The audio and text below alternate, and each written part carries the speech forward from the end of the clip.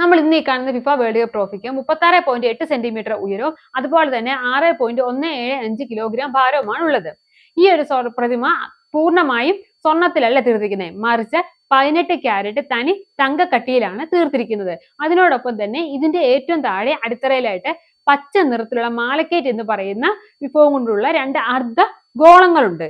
ഈ ഒരു ഭാഗത്തായിട്ടാണ് ഏത് രാജ്യമാണോ വേൾഡ് കപ്പ് ജയിക്കുന്നത് ആ രാജ്യത്തിന്റെ ഔദ്യോഗിക ഭാഷയിൽ അവരുടെ പേര് ഇവിടെ കൊത്തിവെക്കുകയാണ് ചെയ്യുന്നത്. 2038 വരെയുള്ള വേൾഡ് കപ്പ് വിജയികളുടെ പേരുകൾ കൊത്തിവെക്കാനുള്ള ഇടമേ നമ്മൾ ഇന്ന് കാണുന്ന ഈ ട്രോഫിയിലുള്ളൂ.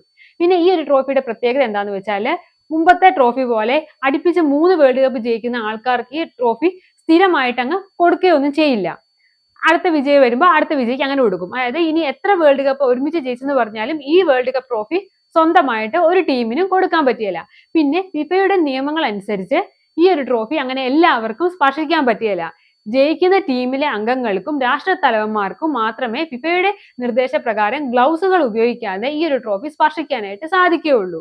പിന്നെ നമ്മളെല്ലാവരും കരുതും വേൾഡ് കപ്പ് ജയിക്കുന്ന ആ ഒരു ടീമിനെ ഈ ഒരു ട്രോഫി അങ്ങ് കൊടുത്തു വിടുമായിരിക്കുന്നത്. എന്നാൽ ഒരിക്കലും അങ്ങനെ വേൾഡ് കപ്പ് വിജയിച്ച ടീമിന് നമ്മൾ ഒരിക്കലും ഈ ഒരു ട്രോഫിയുടെ ഒറിജിനൽ മോഡൽ അല്ല കൊടുത്തു വിടുന്നത്, മറിച്ച് ഇതിന്റെ വെങ്കലത്തിൽ പൊതിഞ്ഞിട്ടുള്ള ഒരു മെമ്മോയാണ് നമ്മൾ കൊടുത്തു വിടുന്നത്. ഇതിന്റെ ഒറിജിനൽ ട്രോഫി വേൾഡ് കപ്പിന് ശേഷം അപ്പൊ തന്നെ സൂറിച്ചിലെ ഫിഫ മ്യൂസിയത്തിലേക്ക് മാറ്റുകയാണ് ചെയ്യാറുള്ളത്.